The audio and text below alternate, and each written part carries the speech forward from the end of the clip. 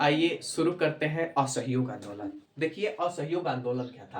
सबसे पहले हम जानेंगे असहयोग क्या है। देखिए हमने कहा कि सहयोग का मतलब होता है किसी का हेल्प करना, किसी का मदद करना, और असहयोग का मतलब क्या होता है। असहयोग का मतलब होता है किसी का मदद ना करना, किसी का हेल्प ना करना। ठीक है, आइए जानते हैं कि असहयोग था क्या।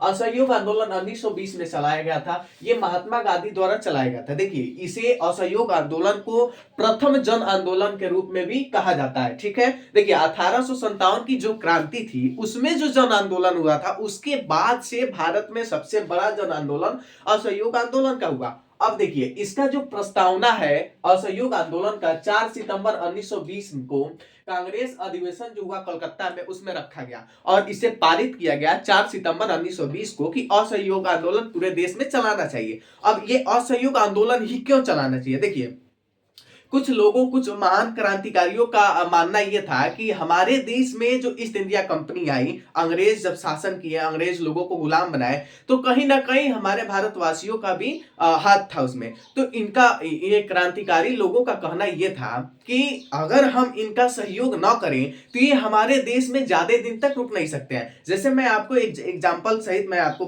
बताता हूं। जैसे अगर अंग्रेजी कंपनी अपने यहाँ आती है और किसी वस्तु को बनाती है, जैसे मानिए कपड़े को बनाती है, अगर हम उस वस्तु को न खरीदें तो वो कंपनी यहां टिकेगी ही नहीं, क्योंकि उससे प्रॉफिट होगा ही नहीं। यही बात उनका कहना था कि जब हम अंग्रेजों का हेल्प करना बंद कर देंगे, उनकी वस्तुओं का बहिष्कार करने लगेंगे, उनके बातों का बहिष्कार करने लगेंगे, तो वह यहां ज्यादा दिन तक टिकेंगे नहीं। तो इसी बात के लिए यह प्रस्तावना रखा गया कांग्रेस अधिवेशन में और ये पास भी हुआ। देखिए जब ये असहयोग आंदोलन शुरू हुआ तो शुरू होने के बाद से कई सरकारी कर्मचारियों ने इस्तीफा दे दिया, यह कहते हुए कि अगर अंग्रेजी सरकार को हमारे देश में शासन चलाना है तो वो खुद चलाए, हम क्यों उनका हेल्प करें। आगे देखिए जो छात्र थे, जो हमने आपको पिछले वीडियो में ये बताया था कि जो ईस्ट इंडिया कंपनी थी वो अपने अंग्रेजी भाषा के प्रचार प्रसार में लगी पड़ी थी और बहुत खर्चा भी की।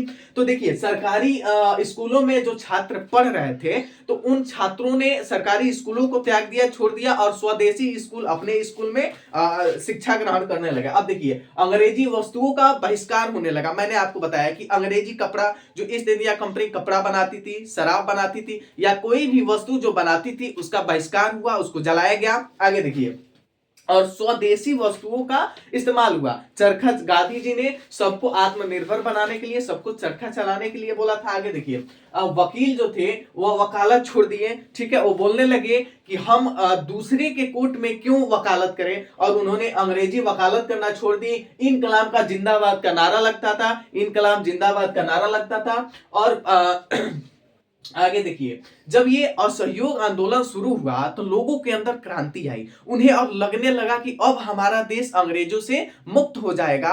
और ये जो क्रांति थी वो 1857 के बाद दूसरी क्रांति, बड़ी क्रांति थी और इसे जन आंदोलन भी कहा गया। आगे देखिए जब एक चौरा चौरी का हत्याकांड हुआ, ठीक है, उस कांड में हुआ क्या था। देखिए गोरखपुर के पास चौरा चौरी पड़ता है और उसमें 3000 किसानों ने एक जुलूस निकाला। उस जुलूस के दौरान पुलिस की लाठी से कुछ लोगों की मार से मौत हो गई और उस मौत के बाद से जो जुलूस निकला था किसानों का, उन्होंने वहां चौरा चौरी में एक पुलिस चौकी थी जिसमें आग लगा दी है, उसमें 22 कर्मचारी जलकर मर गए। उसके बाद से गांधी जी को बहुत ही सदमा लगा इस बात से और उन्होंने असहयोग आंदोलन वापस ले लिया। धन्यवाद।